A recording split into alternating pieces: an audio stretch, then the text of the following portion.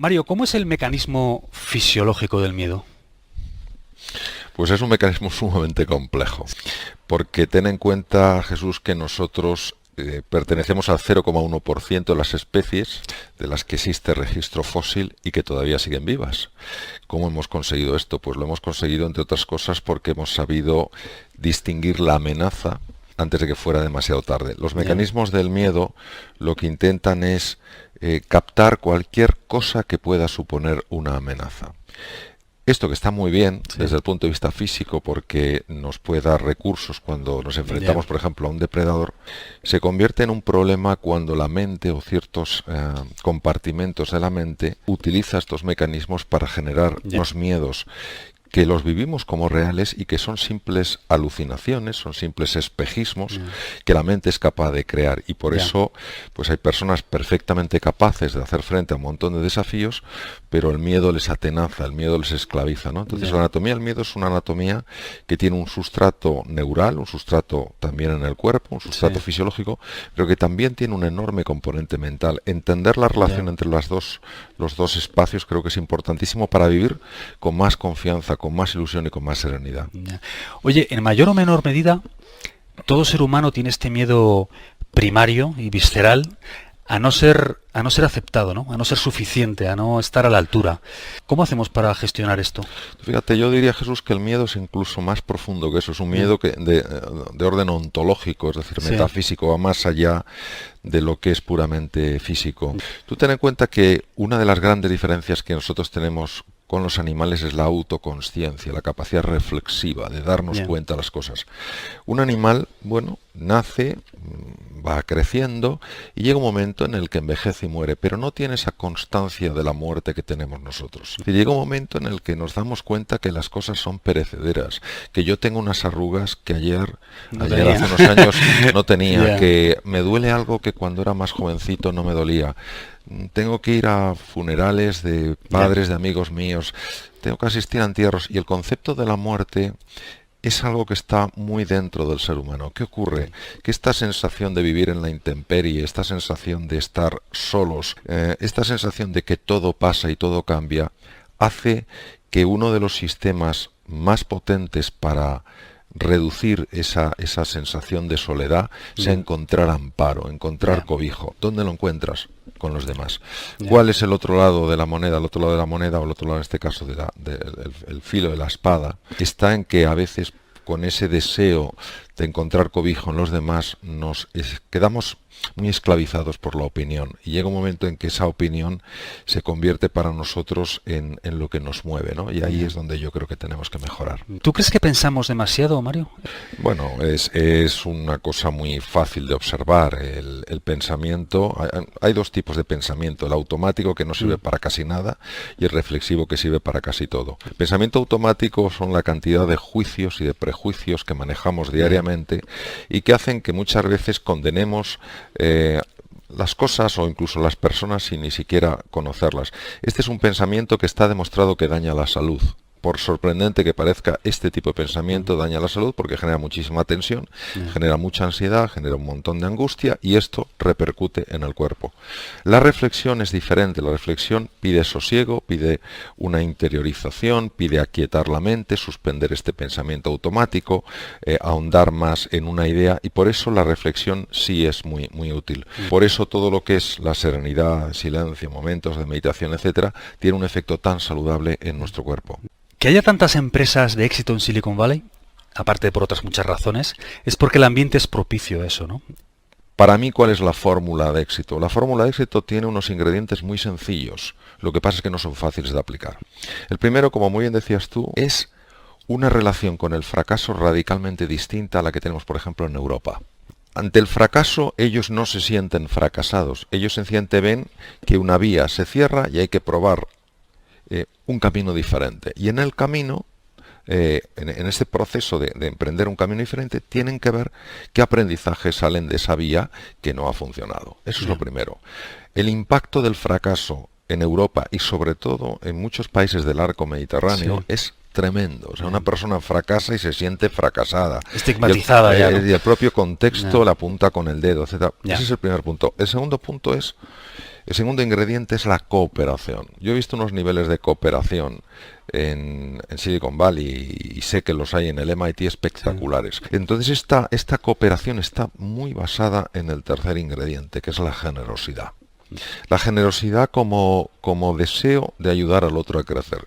Esto desde una mente muy racionalista, desde una mente muy cartesiana, parece un absurdo. Yo recuerdo esa frase que me parece tan lamentable, que es al enemigo ni agua, ¿no? Entonces proyectas enemigos donde podría haber amigos. ¿Y qué pasa? Que al final se pelea por un trozo de la tarta en lugar de trabajar juntos para ver cómo hacemos la tarta más grande.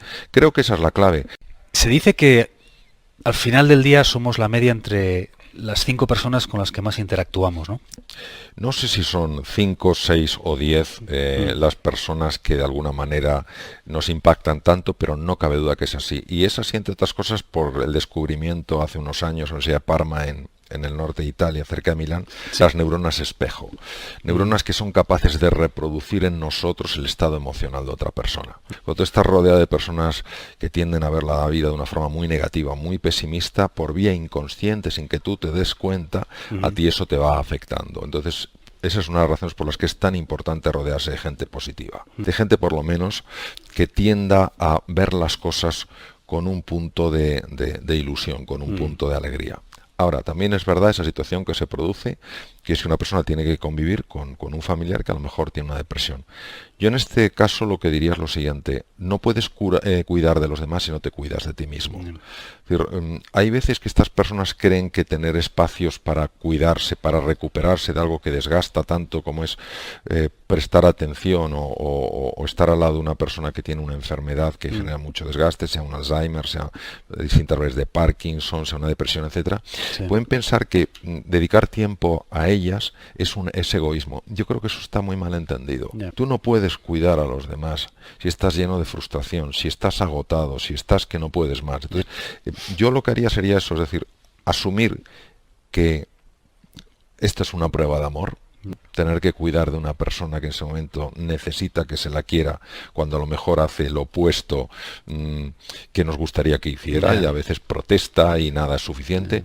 Y por otro lado, la importancia extrema de que esas personas que están cuidando de otros también se cuiden de sí mismas. ¿Qué es la neuroplasticidad? La neuroplasticidad es el descubrimiento más importante que se ha hecho en neurociencias. Hay que tener en cuenta que el cerebro es una estructura de una complejidad tremenda, ¿no? Y que siempre se había dado por hecho que las neuronas a partir de cierta edad prácticamente no se modificaban. Bueno, había algunos cambios en los receptores, en la membrana, etcétera, pero no mucho más. Don Santiago Ramón y Cajal ya intuyó hace muchísimos años que la neuroplasticidad era un hecho. No lo podía mostrar porque hace falta una tecnología muy sofisticada, pero él lo intuyó. Era una persona, no solo un gran científico, sino una persona con una gran visión, ¿no? Y la neuroplasticidad es la capacidad del cerebro de moldearse desde la mente. ¿Qué quiere decir? Si yo introduzco, vamos a utilizar una analogía muy pobre pero que nos puede servir. Si yo considero que el cerebro es un ordenador, lo que es el hardware, la parte física del ordenador, y la mente es el software, es decir, el disco, el programa que yo incluyo, pues claro, yo puedo entender perfectamente que lo que dé ese hardware depende también del software. Pero no se me ocurriría pensar que el software tiene la capacidad de cambiar físicamente el cerebro, el ordenador. Sin embargo, la mente sí tiene la capacidad de cambiar físicamente el cerebro. Hoy se sabe que dependiendo del tipo de mentalidad que tú tengas, una mentalidad más optimista, más pesimista, esa mentalidad moviliza una serie de neurotransmisores, una serie de hormonas, una serie de cambios electromagnéticos que sí producen cambios físicos en el tejido cerebral. Esto es lo que se llama neuroplasticidad. Hay de muchos tipos. Está la neuroplasticidad de aquella neurona que cambia los receptores de su membrana y se hace, por ejemplo, más sensible a un tipo de neurotransmisor. Imaginemos, por ejemplo, uno que es el gamma aminobutírico, que es el que te genera sensación de paz, de calma. Imaginemos lo que significa que una neurona aumente el número de receptores. Quiere decir que esa persona disfrutará de una mayor calma, de una mayor serenidad. Pero también esa neurona puede cambiar su forma de conectarse con otras neuronas. Entonces, crea nuevas dendritas, es decir, nuevas prolongaciones, crea nuevas ramificaciones de su axón, con el cual ella manda información a otras neuronas, y de esta manera se crean nuevos circuitos. Pero hay una tercera forma de neuroplasticidad que es la más sorprendente, que se llama neurogénesis, que es la formación de nuevas neuronas a partir de células madre. Hoy solo se ha identificado en 2 sitios, los bulbos olfativos, pero hay uno de ellos, el segundo, que se llama el hipocampo, que es un centro de extraordinaria importancia, porque es el que te permite reinventarte, es el que te permite cambiar tu forma de ser y de estar en el mundo. Pues ahí, específicamente en la capa K3, se ha podido ver que se forman nuevas neuronas. Entonces, en 21 días, una célula madre se convierte en una neurona. Estamos hablando de un proceso absolutamente prodigioso. ¿Qué ocurre? Que cuando una persona tiene una mentalidad más positiva, cuando una persona está más ilusionada, cuando una persona se arriesga más en la vida y si se tropieza, aprende, se levanta y sigue adelante, la neuroplasticidad se favorece en todas sus dimensiones. Hay nuevos receptores en la membrana, hay nuevas conexiones, nuevos circuitos y hay nuevas neuronas. Pero si una persona ante los fracasos, ante las dificultades, cae en la depresión, cae en la desesperanza, cae en la sensación de impotencia, hay 2 hormonas que empiezan a subir a niveles muy peligrosos. Bueno, una es un neurotransmisor, que es como una hormona intracerebral, y otra es una hormona que funciona en el cerebro y fuera. El neurotransmisor es el glutamato. Entonces el glutamato, cuando una persona está muy tensa, muy nerviosa, llena de ansiedad, yo no puedo con esto, no sé qué, y se queda allí, y se queda ahí tal cual, empieza a subir. Y el cortisol empieza a subir. El cortisol entra también en tejido cerebral. La combinación de los dos llega a matar neuronas. O sea, primero bloquea todo el proceso de neurogénesis, pues que además mata neuronas. Entonces es un ejemplo claro de cómo la mente es capaz de afectar físicamente al cerebro. Al cerebro. Y haceros más listos. Claro, tú te haces más listo porque la inteligencia es la capacidad de resolver problemas y adaptarte. Si tú tienes neuronas que están más conectadas, neuronas que comparten más información, neuronas que trabajan mejor, indudablemente tu capacidad de resolver problemas, tu capacidad de adaptarte aumenta. Claro. Háblame de Elizabeth Kubler-Ross. Bueno, Elizabeth Kubler-Ross es una mujer ya afortunadamente bastante conocida, psiquiatra, discípula de Carl Gustav Jung, suiza, y esta mujer se fue a los Estados Unidos y fue la primera mujer que se atrevió a hacer un estudio de las emociones de las personas, de los enfermos que estaban muriéndose. Esto generó un problema enorme porque, bueno, no gustó nada ese tipo de estudio, la despidieron, pero había tenido tanto impacto su primer libro que se montó una especie de motín social y la tuvieron que readmitir. Y esta mujer, los mensajes que manda, que son potentísimos, dice que una de las cosas que más le impresionó cuando acompañaba a personas cuando se estaban muriendo es con qué frecuencia le decían: me habría atrevido más en la vida. En lugar de recordar algo que no había funcionado, algún fracaso que habían tenido, lo que recordaban sobre todo, desde esa nueva perspectiva que tiene que dar ese momento, que en algún momento todos pasaremos por él, fue: qué pena, ahora veo con claridad que me tenía que haber atrevido más. Dinos 2 o 3 consejos para los padres que están ahí fuera, que creas que puedan ayudarles a darles más confianza a sus hijos o a ser adultos más valientes. Bueno, yo sé que ser padre es precioso y no es fácil. Yo diría que el lema, por lo menos que intento seguir en mi vida, lo mejor que sé es: darles raíces para crecer y alas para volar.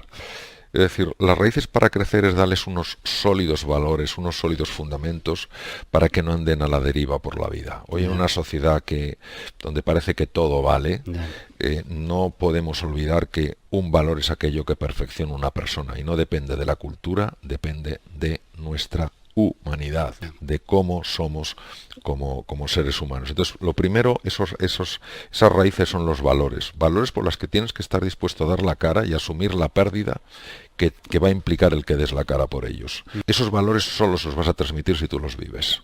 Ese es el ejemplo. Y luego, alas para volar, es decir, que hay que favorecer que nuestros hijos tengan oportunidades para equivocarse, para aprender y para salir adelante. A veces nuestro deseo de protegerles de todo hace que esas alas no se abran.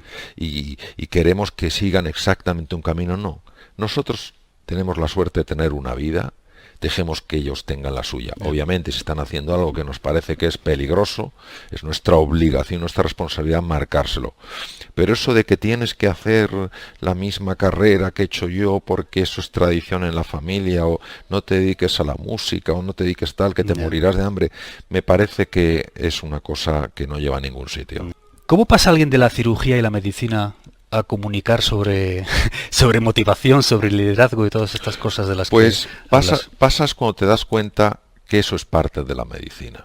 Cuando te das cuenta que la medicina no solo es hacer un buen diagnóstico y llevar a cabo una buena intervención quirúrgica, sino que la medicina es también y sobre todo no perder de vista jamás que delante tienes un ser humano, no un caso clínico interesante. Y si tienes un ser humano, pues lógicamente tienes que conectar, encontrarte con ese ser humano. Tienes que tener la capacidad de ponerte en su lugar, entender su sentir y ayudarle a aflorar ese potencial, esos recursos que todo ser humano tiene. Entonces es natural, dentro del proceso de hacerse médico, tener esta inquietud.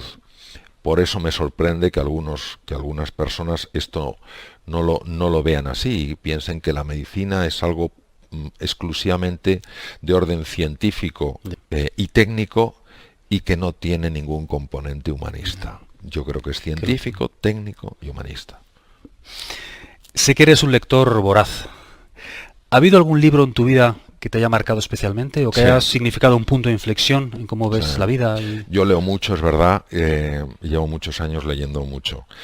Un libro que me marcó mucho fue un libro del profesor Pedro Laín Entralgo, gran médico, extraordinario antropólogo, catedrático de Historia de Medicina de la Universidad Autónoma de Madrid, se llamaba La relación médico-enfermo. Ese libro me marcó mucho porque precisamente hablaba de esto, hablaba de hasta qué punto el encuentro con otro ser humano, la comunicación, la relación entre el médico y el enfermo tenía una capacidad sanadora, ¿no?